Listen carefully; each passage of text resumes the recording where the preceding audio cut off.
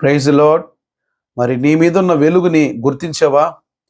గుర్తించాను అన్నది నీ యొక్క సమాధానం అయితే మరి ఎలాగో అన్నది లేఖన ప్రకారం చూద్దాం.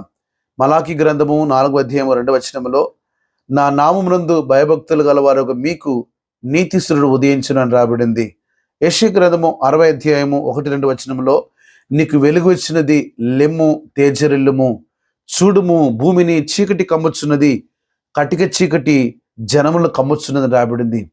ఏంటి ఇక్కడ ప్రజలని చీకటి ఏంటి కమ్మడము, వెలుగేంటి ప్రకాశించడము అని గమనించినప్పుడు, ఒక వ్యక్తి మీద వెలుగు ప్రకాశిస్తే తాను తన జీవితంలో తీసుకున్న తీర్మానం కూడా స్పష్టంగా ఉంటుంది.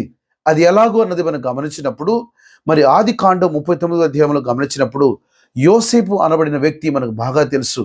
కానీ ఆ వ్యక్తి మీద దేవుడు తన యొక్క వెలుగును ప్రకాశింప చేసినప్పుడు, దేవుడు అతనికి తోడుగా ఉన్నప్పుడు తాను చేయనిదంతా కూడా సఫలమవుతూ వచ్చింది. ఎందుకనంటే తన హృదయంలో తీసుకున్న తీర్మానం, తన హృదయంలో దేవుని ఆరాధించే ఆ పద్ధతి, తన హృదయంలో దేవుని ఎడల భయమును భక్తిని కనపరిచిన విధానాన్ని దేవుడు చూస్తూ దేవుడు తనకు తోడుగా ఉండడం ప్రారంభించాడు.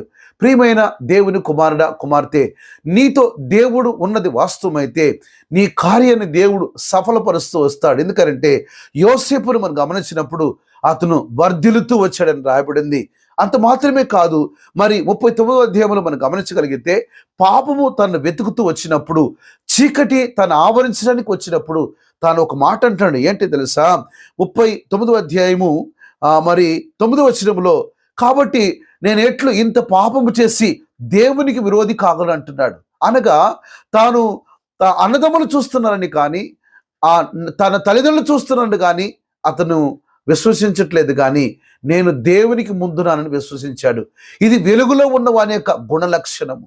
కానీ మరి సంసోను గమనించినప్పుడు, సంసోను జీవితాన్ని గమనించినప్పుడు, తాను కూడా అభిషేకించబడిన వాడే, తాను కూడా ప్రణాళికలో ఉన్నవాడే, కానీ అతను ఆ విషయాన్ని మర్చిపోయి దెలీలా తొడ మీద నిద్రపోయాడు. ప్రియమైన దేవుని కుమారుడా, కుమార్తె, నువ్వు ఏ పాపంలో నిద్రపోతున్నావు? లోకములో నిద్రపోతున్నావా? మరి మత్తులో ఉన్నావా? ధనమత్తులో ఉన్నావా?